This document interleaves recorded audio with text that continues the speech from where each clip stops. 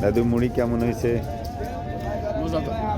এই জীবনে প্রথম আপনি কি এই ফেরির উপরে বসে ঝালমুড়ি খাচ্ছেন? এর আগেও একবার আসিলাম। এর আগে কি ফেরিতে তখন কি মুড়ি খাইছিলেন? খেয়াল নেই, অবশ্যই কিছু না কিছু খাচ্ছিলাম।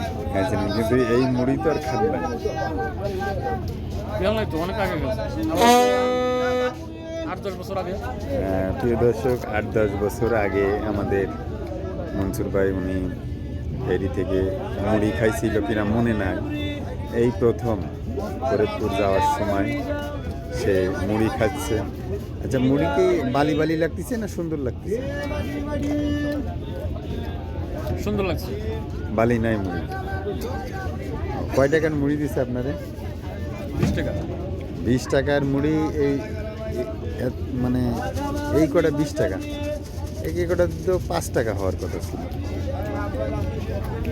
আপনি দাম ঠিক করে নেন নাই? না, ঠিক করে। হ্যাঁ, দাম ঠিক করে নিলে আপনার সাথে ঠকাইতে পারতো না। আপনি তারপরে বলতেন যে না, আমি নেব না। এরা এসেছিল এই পাটুরিয়া ঘাটে যারা থাকে, ওরা এসে সবাই ডাকাত, যার কাছ থেকে যা নিতে পারে।